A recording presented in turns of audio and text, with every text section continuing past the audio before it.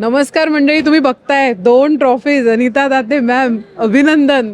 कसं वाटतं सर्वोत्कृष्ट प्रबळ व्यक्तिमत्व पुरस्कार? अमेझिंग आहे. आणि विनोदी अभिनेत्री, ऑफकोर्स माझ्या बायकोचा नवरा. कसं वाटतंय? खूप चांगलं वाटतंय. नाटकासाठी मिळालेला हा पुरस्कार आहे, त्यामुळे अधिक छान वाटतंय.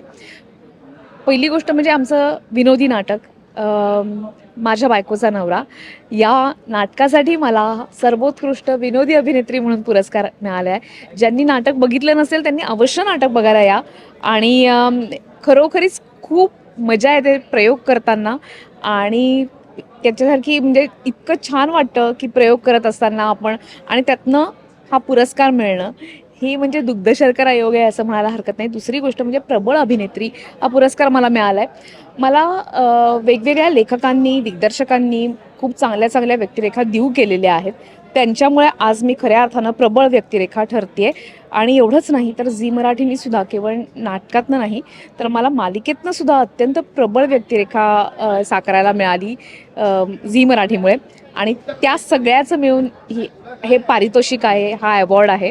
आणि मी यानंतर सुद्धा अत्यंत चांगल्या स्त्री व्यक्तिरेखा लोकांसमोर आणण्याचा, माझ्या पद्धतीने स्त्रीचं मन उलगडण्याचा प्रयत्न मी माझ्या परीनं अवश्य करत राहीन माझ्या भूमिकांमधनं, असं नक्की सांगते.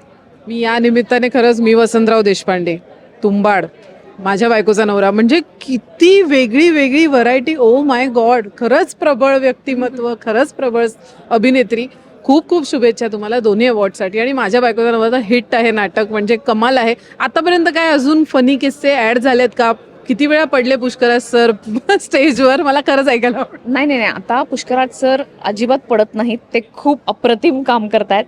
लोकांना हसत हसत पाडतायत, ते स्वतः पडत नाही. वा, खूप शुभेच्छा पुढील वाटचालीसाठी. Thank you so much ma'am. Thank you thank you so much.